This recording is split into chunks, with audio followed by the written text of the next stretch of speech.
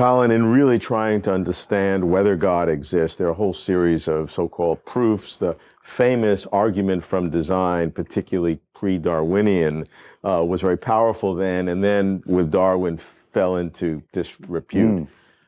It seems to have been revived lately, particularly with studies of cosmology and physics with the fine-tuning of the universe. As a philosopher, how do you look upon the argument of design, not in its old incarnation, but in its present one? Well, it's not fallacious in its form. The form of the argument is a perfectly reasonable form of argument. You make an observation of the universe, and you wonder what's necessary to explain that observation, and you postulate whatever is needed to explain it.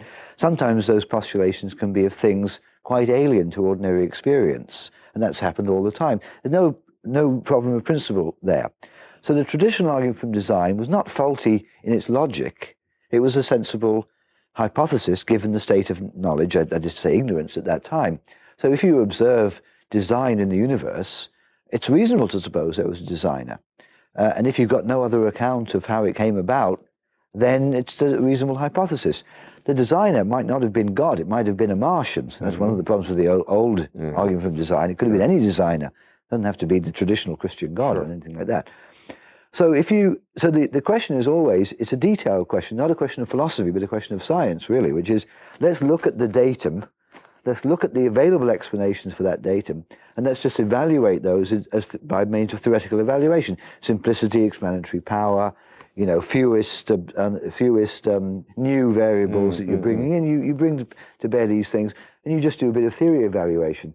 So if somebody wanted to resurrect the argument from design, looking at fine-tuning of variables, that only these particular fine-tunings would exist, could allow life to exist and so on, you'd have to look at that in its own terms and say, well, is there any alternative to the God hypothesis for it? And there generally is an alternative to that. Also, you've got to look to see whether the data really calls for an explanation. In the case of the old argument from design, it did call for an explanation because of intricacy, purpose, and so on. You needed something special to explain that. Natural selection does explain it. In the case of the fine-tuning of the universe, so-called, where things have got to have very specific values for certain things to be possible, it isn't clear to me that needs any explanation, because whatever the universe is going to be, it's going to have some level of values for these variables. So whichever universe you're going to be in, you're going to wonder, well, why those particular values? It has to have some particular values. It couldn't have vague values. It has to have some values. So whatever it is, you're going to have those values. I don't think there's no temptation there, I think, to postulate an intelligence to explain the values, unless you suppose that they were designed to produce us. Well, but why suppose that? Again, the values that we have, though, have to be within very fine limits in order to have the emergence of life. Well, then the answer to that is that we wouldn't have existed without those values being as they are. And so we wouldn't have raised the question, of course, unless the values were as they were. And that's just the way things are. People call that the anthropic principle. But it's just a simple point of common sense. Clearly, if the values weren't what they are, and those values are necessary to the existence of conscious life, we wouldn't raise the question unless the values were what they are. That's about all there is to it.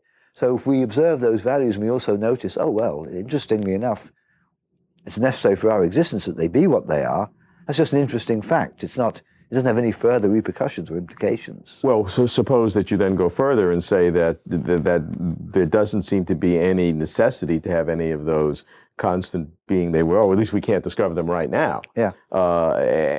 And the probability of all these constant being within these small range seems to be very low. Right. Then the probability of our existence is very low. That's the right conclusion. But vanishingly low. Vanishingly low, yes, indeed, it may well be. Our existence might be extremely improbable. I mean, it was one of the old points of Stephen Jay Gould that even putting aside these questions from physics, it was evolutionarily extremely improbable that we would exist. And in fact, it is extremely improbable. For most of evolution, after all, there were no intelligent conscious beings. It just happened at a certain point that they arose. And within the mechanisms of evolution, there's no a priori reason why consciousness and intelligence should ever evolve, because the whole system is just based on how reproductively successful you are.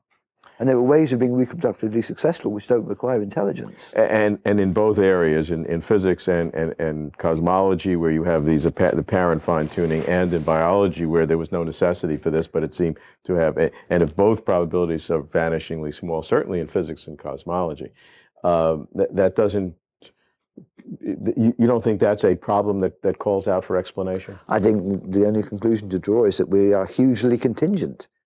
It was massively improbable that we existed. It was massively improbable that many species existed. I mean, why did the particular insect species there are, take one of them, how probable was it that that species should exist? Extremely improbable.